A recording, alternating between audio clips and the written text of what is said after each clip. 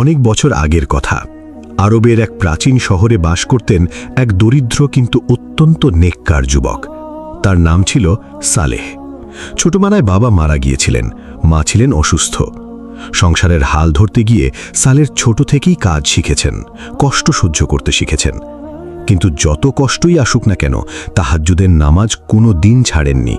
রাতের গভীরে যখন পুরো শহর ঘুমিয়ে পড়ত, তখন সালেহ আল্লাহর দরবারে হাত তুলে বলতেন, হে রব, আমি জানি না আমার ভবিষ্যৎ কি, কিন্তু আপনি আমার সাথে আছেন, এটুকুই আমার জন্য যথেষ্ট। সালেহের মায়ের চিকিৎসার জন্য অনেক টাকার দরকার ছিল। শহরের এক বড় বণিক তাকে কাজ দিয়েছিলেন। সেই বণিকের নাম ছিল হারুন। হারুন ছিলেন ধনী কিন্তু লোভী। তিনি সালেহের পরিশ্রম দেখে মনে মনে খুশি হতেন, কিন্তু সালেহকে তার প্রাপ্য মজুরি কখনো ঠিকমতো দিতেন না। সালেহ কখনো প্রতিবাদ করেননি। তিনি ভাবতেন, আল্লাহ সব দেখছেন, যে মানুষ অন্যায় করে সে একদিন না একদিন তার ফল পাবেই। আমার কাজ শুধু সৎ থাকা।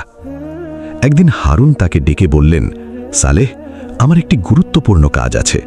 শহর থেকে 3 দিনের পথে একটি গ্রাম আছে, সেখানে আমার পাওনা কিছু স্বর্ণমুদ্রা আছে।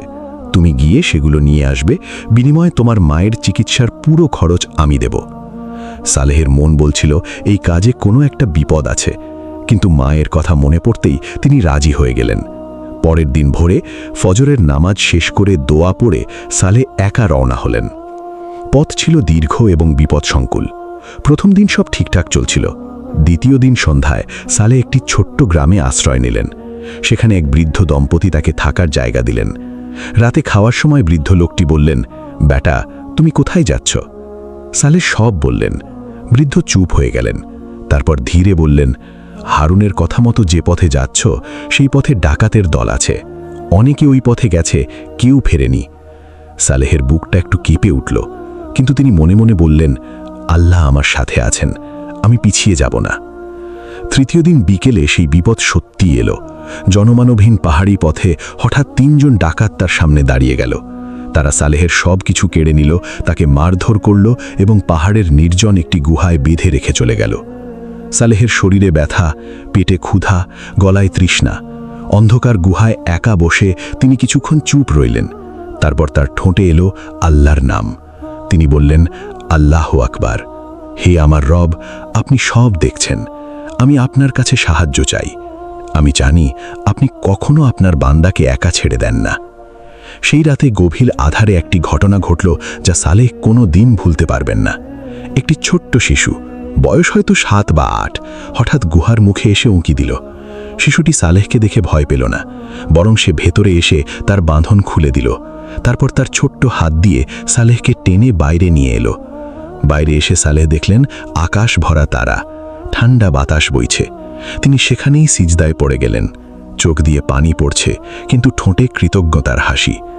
ঘুরে তাকালেন, শিশুটি নেই, চারিদিক ফাঁকা।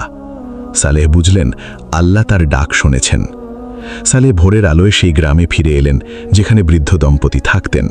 তারা তাকে দেখে অবাক হলেন, খাওয়ালেন, বিশ্রাম দিলেন। তারপর বৃদ্ধ বললেন, তোমাকে দেখে মনে হচ্ছে আল্লাহ তোমাকে রক্ষা করেছেন। সালেহ হাসলেন, বললেন, হ্যাঁ, তিনি সব সময় রক্ষা করেন, শুধু আমরা বিশ্বাস রাখতে পারি না। বৃদ্ধ বললেন, এখন কোথায় যাবে? সালেহ বললেন, শহরে ফিরব, হারুনকে সব সত্য জানাবো। শহরে ফিরে এসে সালেহ সব ঘটনা খুলে বললেন। হারুন প্রথমে রেগে গেলেন, কিন্তু তারপর আস্তে আস্তে তার মুখের রং বদলে গেল, কারণ সেই ডাকাতের দলটি ছিল আসলে হারুনেরই ভাড়া করা লোক। তিনি চেয়েছিলেন সালেহকে পথে মেরে ফেলতে এবং স্বর্ণমুদ্রার কথাটা লোকের কাছ থেকে চাপা দিতে। কিন্তু সালেহ ফিরে এসেছে দেখে সে ঘাবড়ে গেল, এবং সালেহের পাশে দাঁড়িয়ে থাকা বৃদ্ধ দম্পতিকে দেখে সে আরও বেশি কাঁপতে লাগল, কারণ বৃদ্ধ লোকটি ছিলেন শহরের প্রধান বিচারক। হারুনের মিথ্যা এবং ষড়যন্ত্র প্রকাশ হয়ে গেল। বিচারে তাকে সব সম্পদ বাজেয়াপ্ত করা হলো এবং সালেহকে ন্যায্য পাওনা সহ ক্ষতিপূরণ দেওয়া হলো। সালেহ সেই টাকা দিয়ে মায়ের চিকিৎসা করালেন। মা ধীরে ধীরে সুস্থ হতে লাগলেন। একদিন মা বললেন, বাবা, তোমার কষ্ট দেখে আমার মন ভেঙে যেত। সালেহ মায়ের হাত ধরে বললেন, আম্মু, কষ্ট আসে, কিন্তু সেই কষ্টের মধ্যেই আল্লাহ আমাদের জন্য রহমত লুকিয়ে রাখেন। বিশ্বাস রাখলে তিনি কখনো হতাশ করেন না। সালেহের এই ঘটনা সেই শহরের সবাই জানল। মানুষ শিখল যে অন্ধকার যতই গাঢ় হোক, ঈমানের আলো কখনো নেভে না।